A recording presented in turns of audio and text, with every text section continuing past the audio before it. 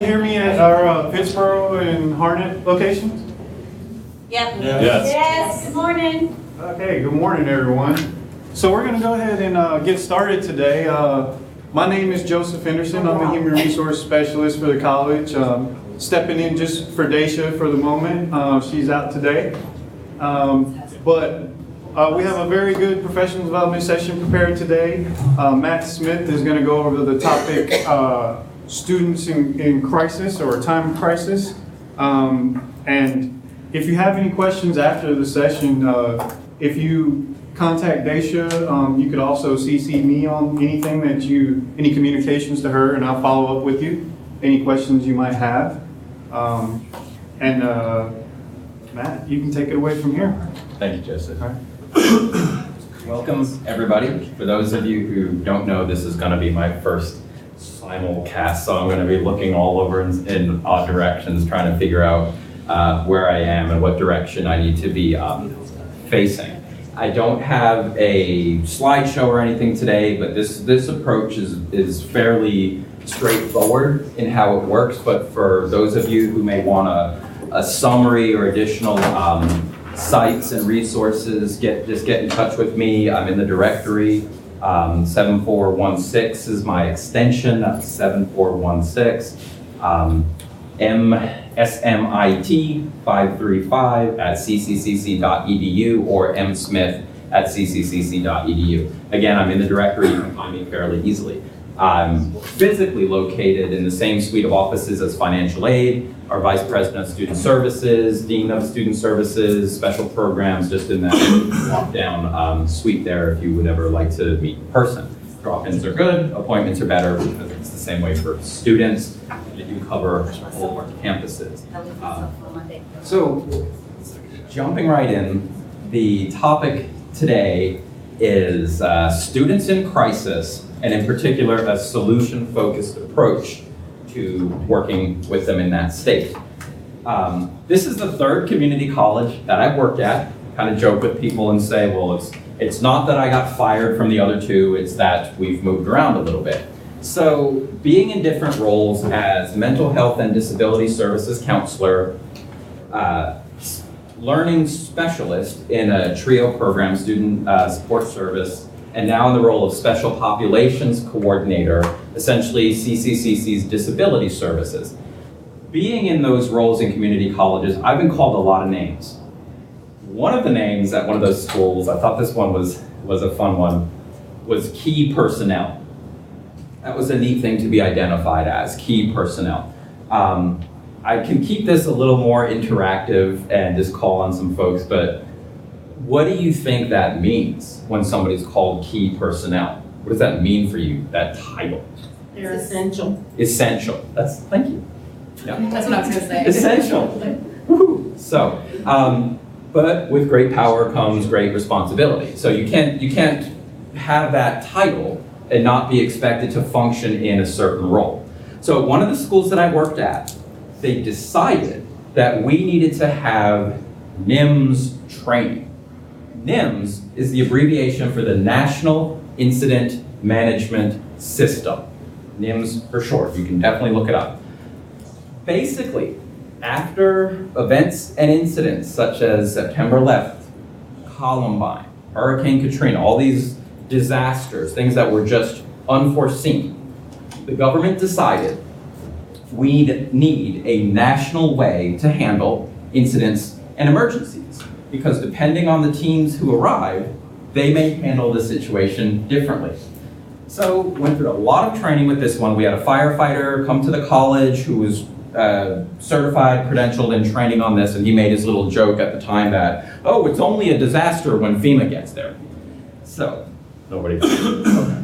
So, with that in mind, the government decided we need a national way to handle things so we're all on the same page. So, hours and hours, days of training, and I didn't feel like I had it. I didn't feel like I was too hot with all the terminology of incident commander, first responder, transfer of command, like all of this terminology.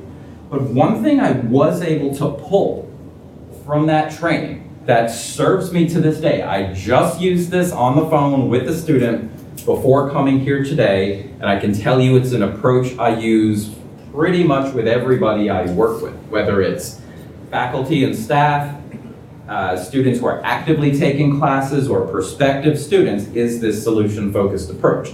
It's a counseling approach in its theoretical foundation.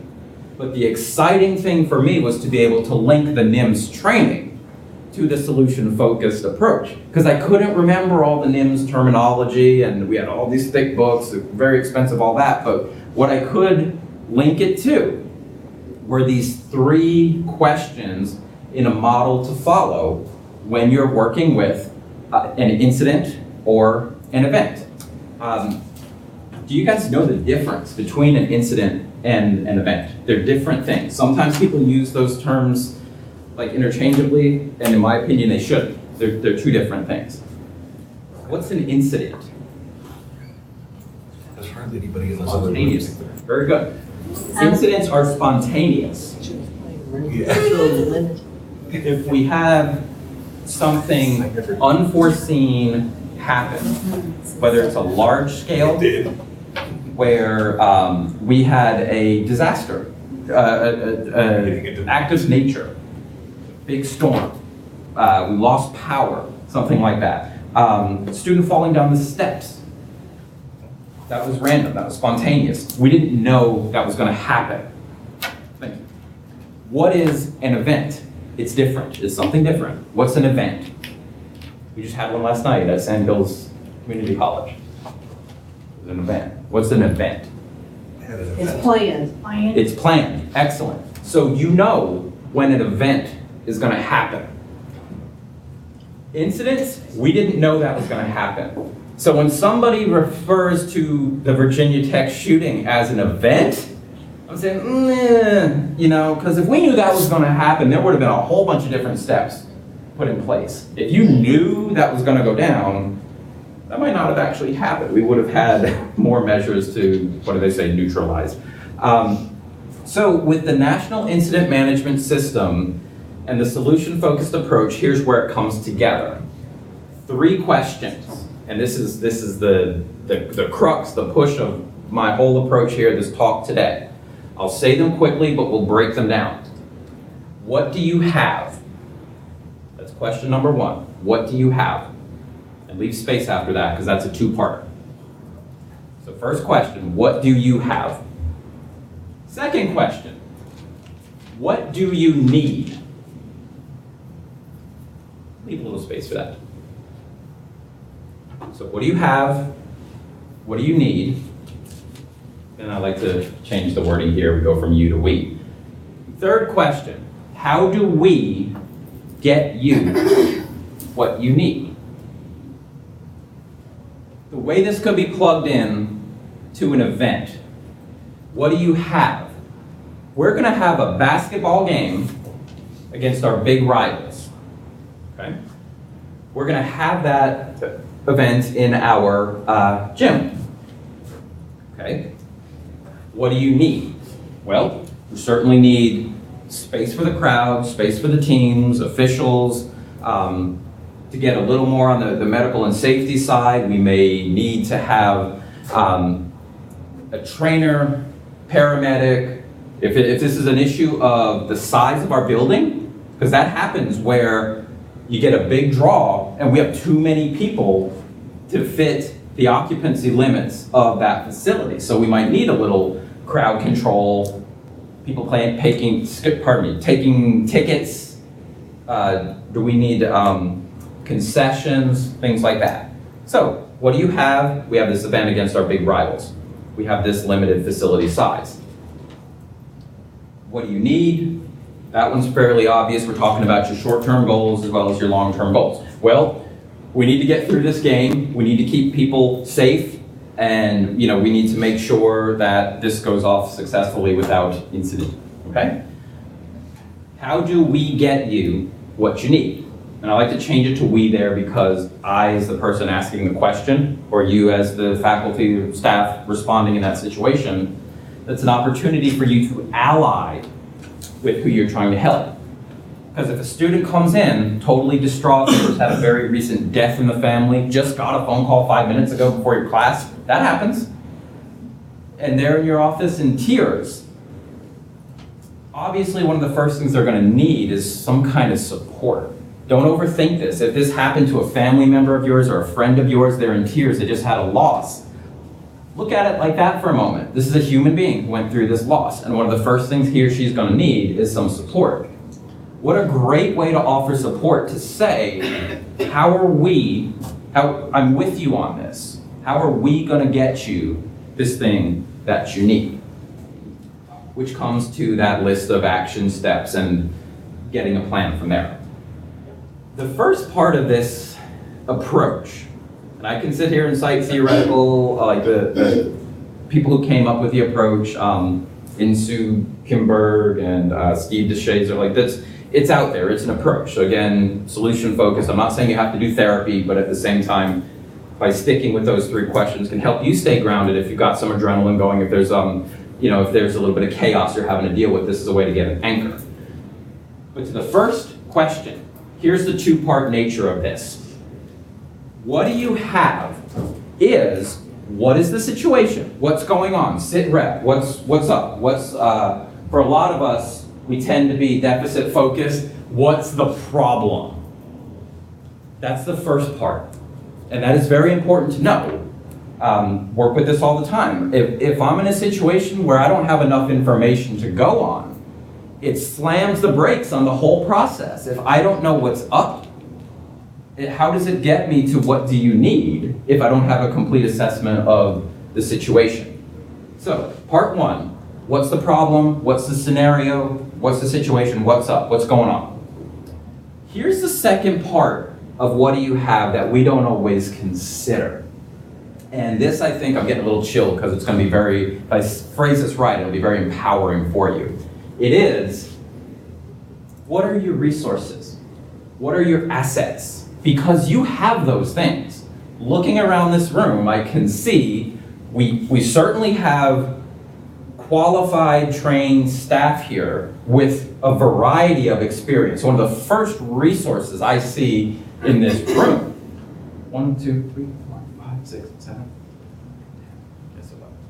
11 qualified, talented faculty and staff here. Your resources for me. God forbid somebody fell out in the room right now, but I'm not in that situation by myself. I have you all right here so we can get through this. We have a lot of technology in this room right now. Quick show of hands, and me included, who has a cell phone on them? 1, 2, 3, 4, 5, 6, 7, 8, 9. We have 10 phones in this room right now. That's awesome. As long as we're getting cell signal and have connection to the internet, we could contact medical, the police, fire, security. We have 10 phones in this room right now. That's pretty amazing.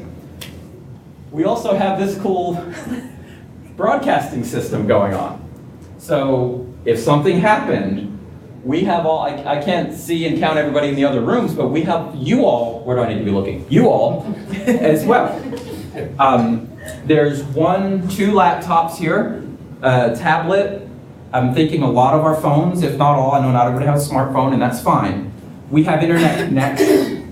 You guys understand where I'm going with this? These are your resources, your assets. So if you're in a situation, I'd be feeling pretty good if something happened in this room right now, because I have a lot of resources. I have a lot of assets right here. I'm not alone. In your offices, it may be you're in this, what might seem like an isolated space, but who's next to you? Who's down the hall? I was consulting with a staff member yesterday, and I gave the same talk. What if I fell out right here? Oh, you got nursing faculty right there. These are resources. Like, what are the departments that are around you? Do you have a phone at your desk? Do you have a phone in your pocket? Do you have a computer that's connected to the internet? So, honestly, I won't call on people for this one, but when an incident hits or a crisis hits, we get in this tunnel vision mode of just focusing on the person in tears or the student, whatever the issue may be, and we get such a narrow scope of our vision, we're ruling out all of this potential help and these resources here. I don't have all the answers. I don't have a magic wand or anything like that, but I'm surrounded by some amazingly talented, qualified people. So when I get stuck, I mean, VP Hoyle has an office right next to me. There's a lot of time. Ken, I'm stuck. Like, he's right there. Got that instant message. I guess it's just the IM. I can IM my boss. Hey, you got a sec for a call? Sometimes I'll just zip right up there and see if I can catch her. But I have a lot of resources just where I'm tucked away. Does anybody here, now after hearing my little pep talk with that, you feel like you're in complete isolation where you are? Like, is there an office that's just standing? Because you have folks right around you. Okay, cool. I'm glad that you know that now. Because what will happen, or what might happen in the incident and the crisis, the blinders get on. And I'm just focused on this student, this issue, and ignoring all these other things. So you may need to take that little step back and complete your answer to what do you have. Because it is not just the student crisis. You have other resources at your disposal right there. Use them. I was in a role at another college. All the counselors got called in to consult with the dean, relatively new dean. By the way, I'm a nationally certified counselor, a licensed professional counselor in the state of North Carolina, and I have a master's degree in counseling. So he thought, oh, this guy's got some letters after his name, let me invite him to our meeting. Big mistake. I think I gave an answer he didn't like, and I'm not criticizing with this, but he just asked, what is the right thing to say when a student is in crisis? What's the one, what do I need to know to say? Wouldn't it be nice if there really was? I'm sorry to burst anybody's bubble. There isn't one critical statement. But it was also, that person just wasn't sure, well, what if I don't know? What if I don't know what to say? And this person is confiding in me that she just had this tremendous loss, or is feeling so overwhelmed and stressed out, or depressed to a point where they might actually harm themselves or something. But she's coming to me. What do I say? And again, it wasn't the most popular answer, but I stand by it. Say, I haven't been in a situation like this before. I don't know what to do or what you need. But let me go to my support.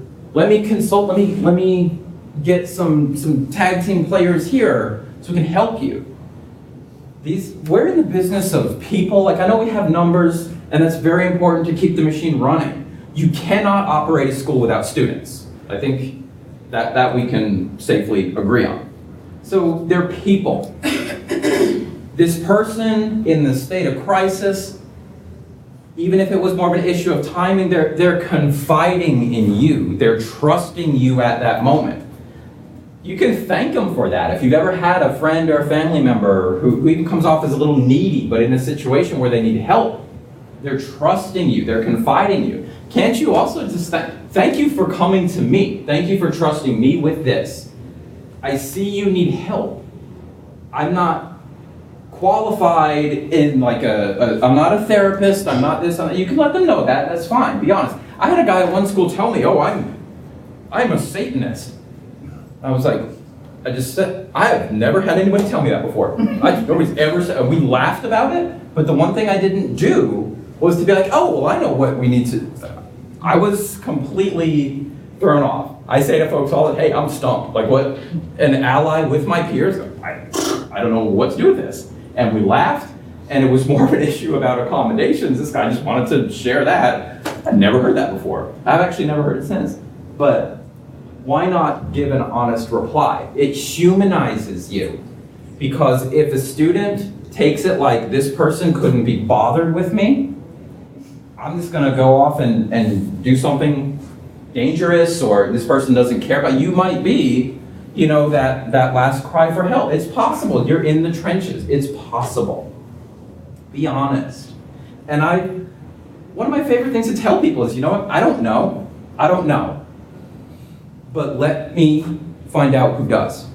I care about you enough to get you the information that you need. I'm not going to give you some stock fluffy answer and send you on your way. Take the next ticket, what was the term I heard? Cattle call. It's not that.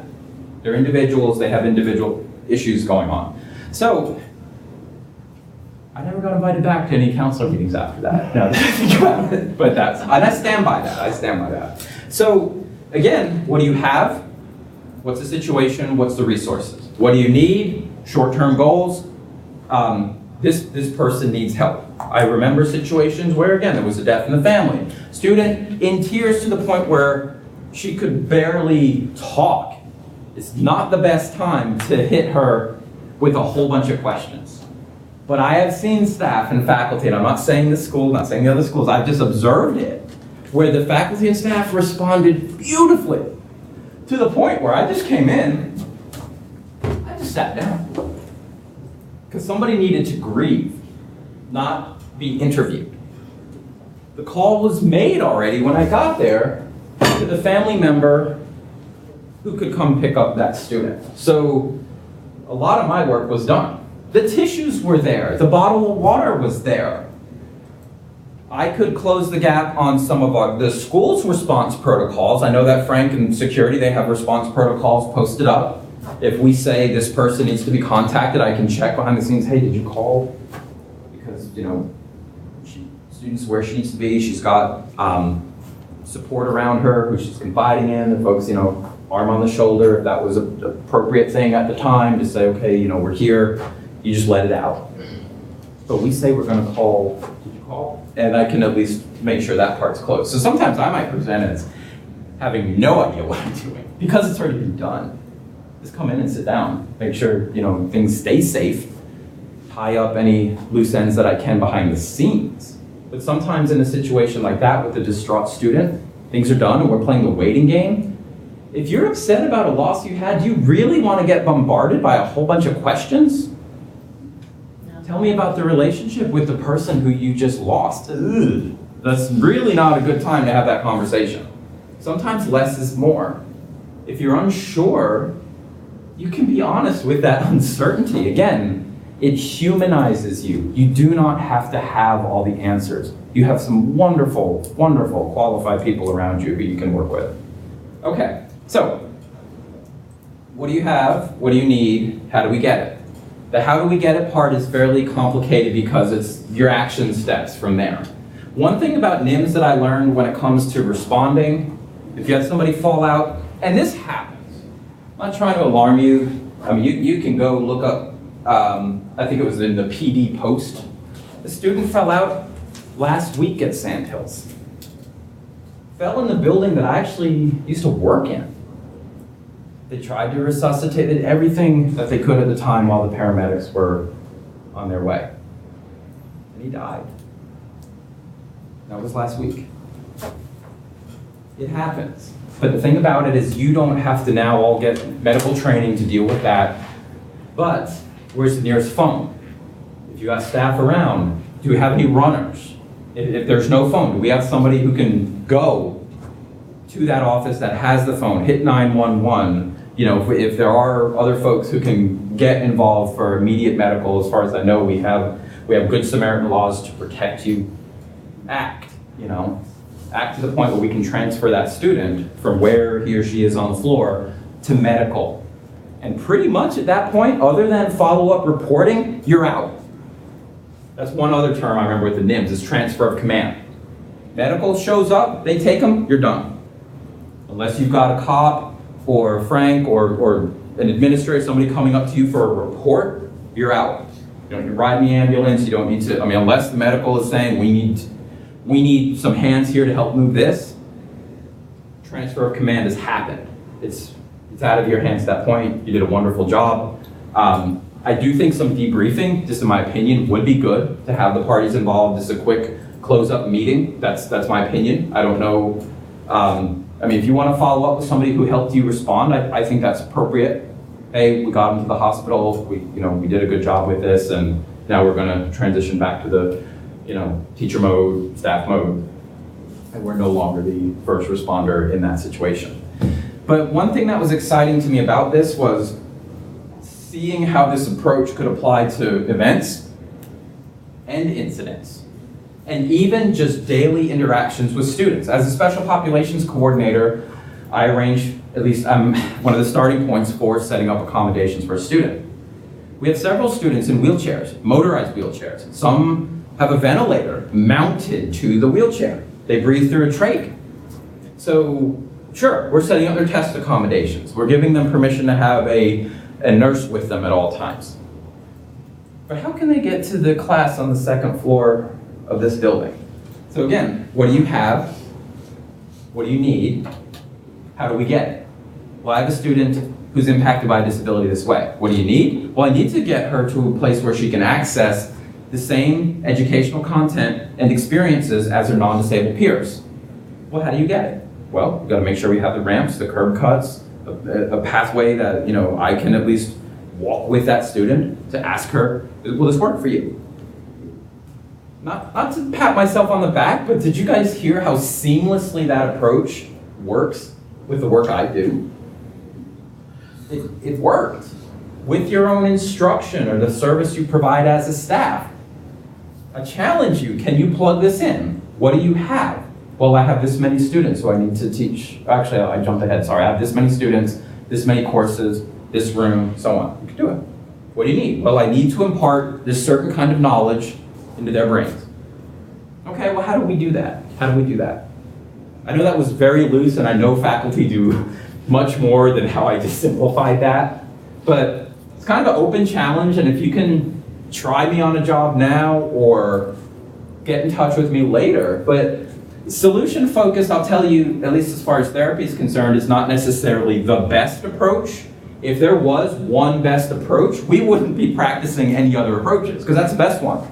And whoever invented the best one is living on their own, tropical island. Because really, if there's one best approach, why would you need any others? This is the best.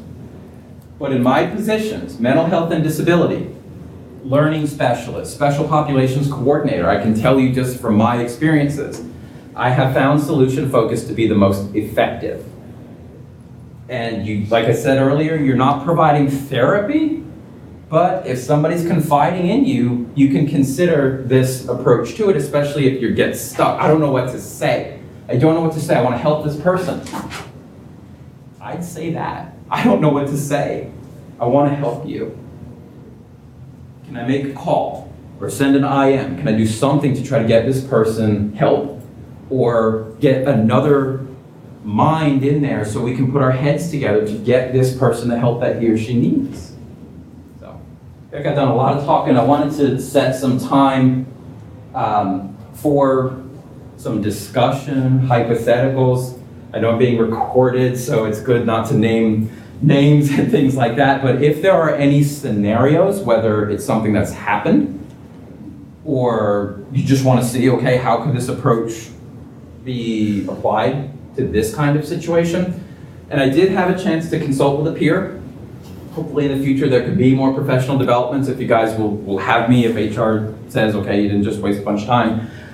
And my peer had said, well, what about inviting I think she called it a Q&A. I like the idea of a chew and chat, where it doesn't just have to be this one time to have this kind of discussion. What if you go back to your offices or just note throughout the semester scenarios that have happened where you weren't sure, or maybe you tried the approach and it didn't work, or you felt that it did work, just how can this grow? And I thought that was a really cool point, because this isn't the end. If anything, this is the pebble being dropped in the pond, making the ripples from here. At this time, are there scenarios, situations, whether it's something that's actually happened, and again, change names to protect the innocent, things like that, or a situation you're unsure of, if it happened, if it presented to you, you wouldn't know where to go with it? Something come up, yes, and thank you for contributing. I guess listening to all of this, and then it comes back on the discussion, is it Title IX? Is that, am I getting it right? Mm-hmm. Okay. That immediately comes to my mind, and I had this scenario at another institution where I'm getting this email of, I can't come to class while this other individual is there. Okay. what am I supposed to do with that? Okay, I can't kick the other person out. Right. And you know, the long and short is the university stepped in. You know, I was getting an email that obviously there was an incident between these two individuals. The university stepped in and made alternate arrangements, you know, for classes. It was a male-female, and I don't know anything. I don't know what transpired between the two of them. And Title IX kept me from asking her, because the minute she discloses anything to me, I am now obligated to share this. I mean, whatever she hasn't already shared will be shared, because I am legally obligated. How do you handle a scenario where I clearly had an upset student? Clearly this was going to interfere and impact her learning, and I am afraid to touch her for legal reasons. I am afraid to approach her to say, what can I do? Because again, the minute I open up that door, she may unwittingly say something and not realize my legal obligation. That if you say anything to me, any details, and just, so what do you do in those scenarios? Well, very early on in what you described, you said the college, we took this action. Right. So somehow you communicated to the school, hey, I got this. This was They all knew about it happening. already. Right, this was all happening without my involvement. Okay. Thank heavens. I mean, it started. I got included early on, but thank heavens, over a matter of a few hours, it was resolved without me needing to do anything. Even though I knew as an instructor, there's clearly going to be a problem with this, especially with a female student learning. It sounds like fairly early on in this, what you described, the command, and again, I'm not big on that kind of terminology, but it was already it was being addressed by other parties, what administrators, like the school knew about it and they were doing something about it. You were privileged to this other information. So, and again, when it comes to debrief, roundtable meetings, like getting the parties who were involved on the same page with that, I do think a meeting, you know, just some kind of dialogue there to say, hey, so-and-so's in my class. I'm aware you guys are working on this. Do I need to be doing something? What can I do? You know, like, again, that's that what do you have component of, I have colleagues working on this. So there is more going on, more knowledge, information coming in. Do I need to know any of that? And a way to find out, ask them. And they can say, none of your business, we got this. Okay.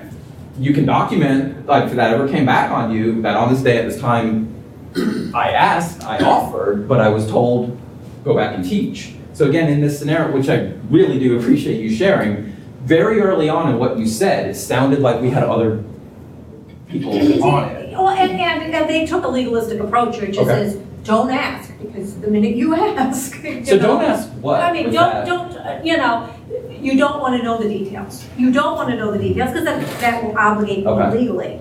But nevertheless, I sit in that class, I'm teaching, and I know that she is elsewhere. I mean, I know she is elsewhere. And I don't know, I mean, I can teach. Well, it's not going to be very effective teaching for her, because I know she's not. And a lot of times, we get a lot more information than we ask for.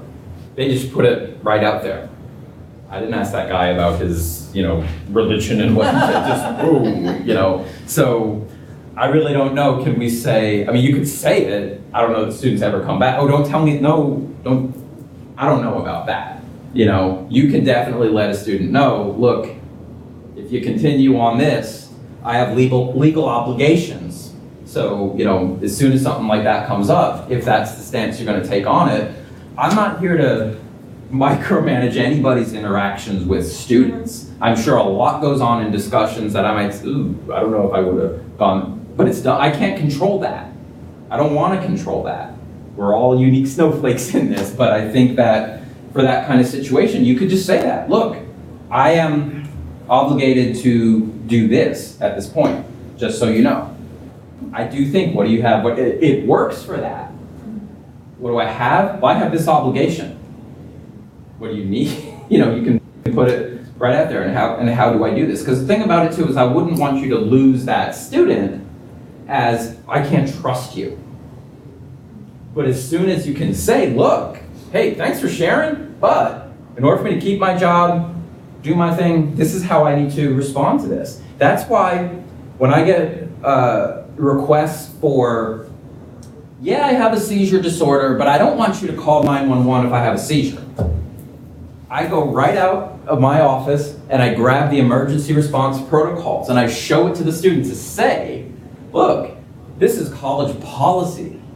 I can say after you call 911, call mom, but I cannot say don't call 911.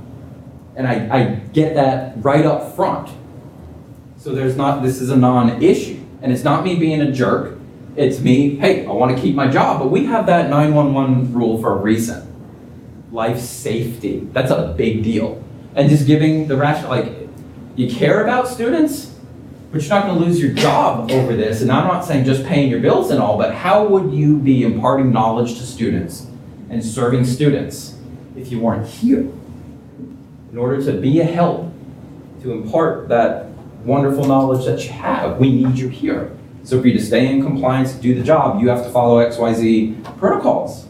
No offense to the student, but... So, I mean, a follow-up, I mean, kind of unrelated, you just Sure. commented, call mom, you know. What legally can you do when these are adults? Can you legally call these That I think is going to be, and I can consult with Vice President Hoyle on this, but as far as I know when it comes to permissions, if it was disability related, I have a release form where students authorize contacts. And I put that on accommodation notices at times if the students are saying, I want my instructors to do this if my disability manifests like this. I would think checking with the registrar's office to be sure about the FERPA forms and this kind of situation. Again, you are not alone with this. Check with them to be sure. Phrase this question. What a beautiful way to tell her I don't know, by the way. Wasn't that nice? I just told her I don't know. You talk about the Oreo technique, the cookie and the cream and the cookie. Now I'm going to close it with the other part of the cookie. Thank you.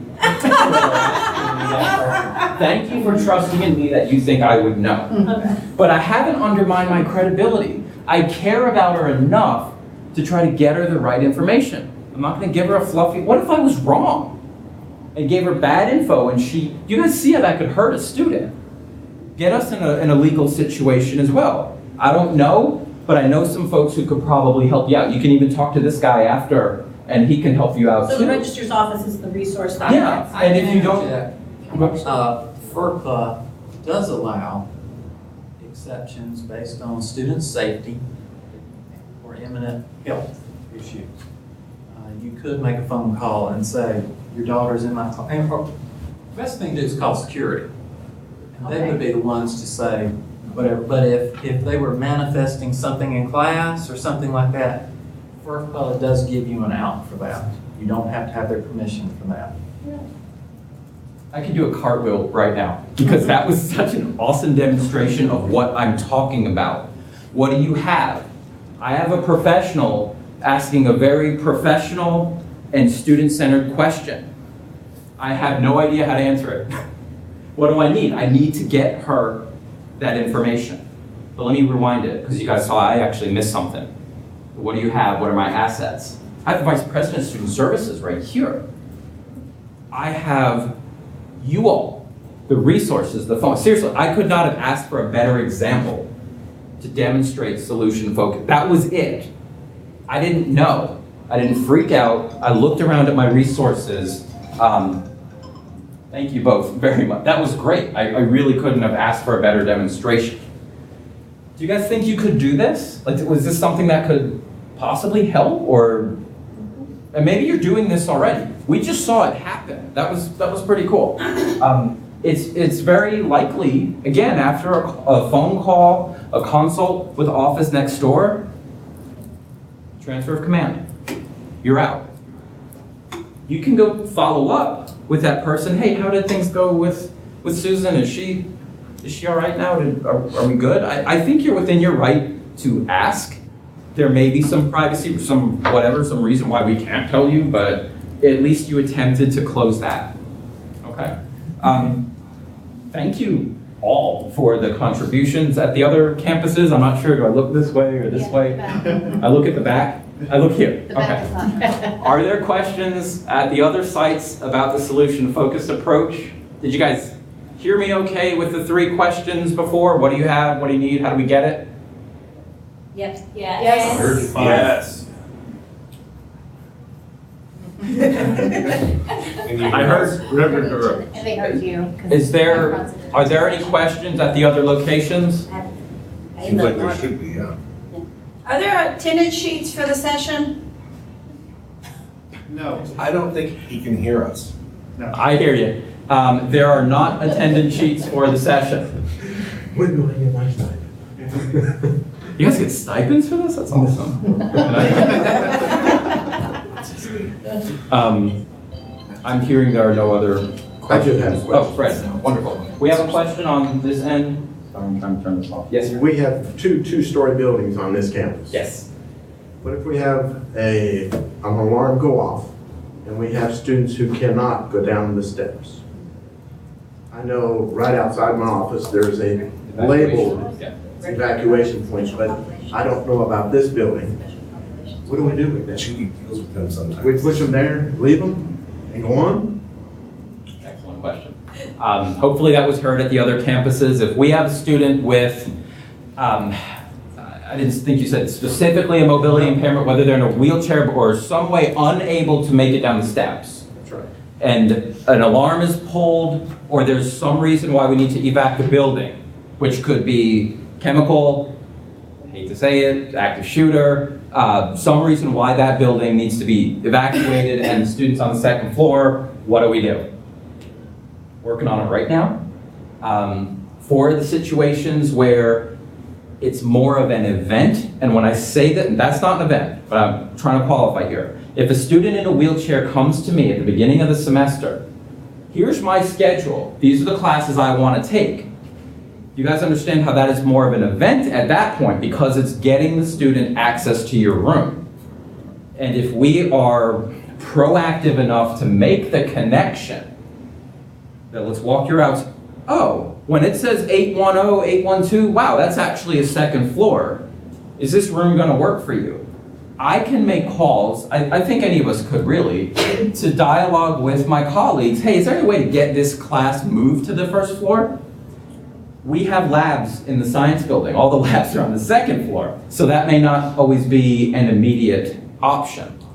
So getting some kind of evacuation plan ahead of time is a good idea. Just by starting with this question, what do we do? Talking, I mean, again, like, I don't know if the student, if in this hypothetical, if they're necessarily in a wheelchair, we might not be able to spot somebody who couldn't walk down the steps. What if there was some other issue? What if they had a seizure? You know, there could be a reason why that's not overtly obvious to the eyes. They're in a wheelchair. What would we do? I'm fairly confident that in the security manual for each campus, there is something in writing about what to do. And it addresses students in wheelchairs as well as getting people from A to B, holds potentially how to lift and things like that if it came down to that. I was at another campus meeting with an equipment specialist and I brought this up. What if this guy's on the second floor? What about those evacuation chairs that can slide somebody down? And I was very glad that the specialist, the tech, he gave me a very honest answer. He said, Matt, you actually risk smoke inhalation for the time it can take to get somebody down that way. A lot of schools do have evacuation chairs. Fred, the short answer is I don't have all the answers to it, but we need to start dialoguing. The students in wheelchairs, it's obvious. We need an evacuation plan. But what if somebody just fell out? They inhaled the smoke, they had a seizure, whatever, they're not, what would we do? And one of the first things I would say, let's look at that manual closely. Let's consult with our colleagues, because we may need a team identified in that building and just to make sure, hey, if this happens, we're gonna meet at this centralized spot, or at least talk to each other. Don't meet at the spots right near the fire. You know, we're gonna have to meet somewhere else and go from there. Not the best answer, I know, because it wasn't whoop, whip, flip, you know, but we gotta start talking to get a plan. If you're thinking it's a certain student, but I think generally the response, yeah, we should have something. So that was the general. Yeah. So if we have specific students who have come to you and Yes. identified, Yes. if the alarm goes off at 11 o'clock in the morning, Yeah. is there somebody looking at that alarm saying, oh, let's check, oh, we got somebody on the second floor of that building now? We have those accommodations in place. Is there a chain that would take that alarm to that position that would say, we have somebody on the second floor that will need assistance? Is that chain there? In other words, if security sees that the alarm goes off, do they contact somebody that checks the roster to see Right. if there is somebody? Well, and not to play the one-up game, but what if it wasn't an issue of them being in class? What if their instructor is just in an office upstairs and they're going during office hours? While it's true, they might be there for the class, we don't say to students, because you're in a wheelchair, you are only allowed on the second floor at these designated times. So my point I don't is, understand, but I also. but I'm just saying, it really could happen at any time, because we're not banning students from second floor, but they can go wherever they want.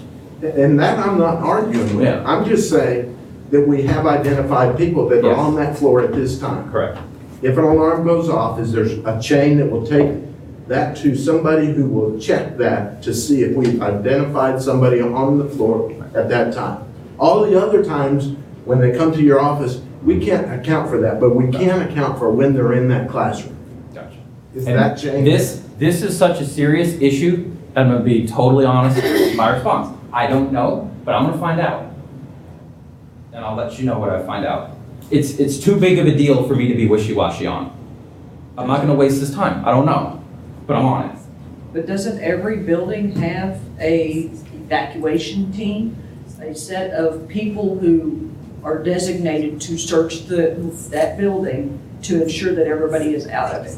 Yes, that is true. There's evacuation. And is that evacuation team not You're pretty charged. much designated saying? Sure, each.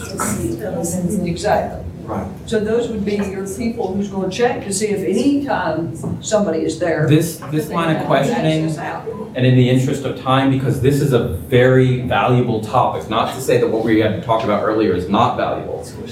This is very serious. We're talking about life safety. It's not something, again, that I can wave a wand and we have all the answers. It's great opening for dialogue.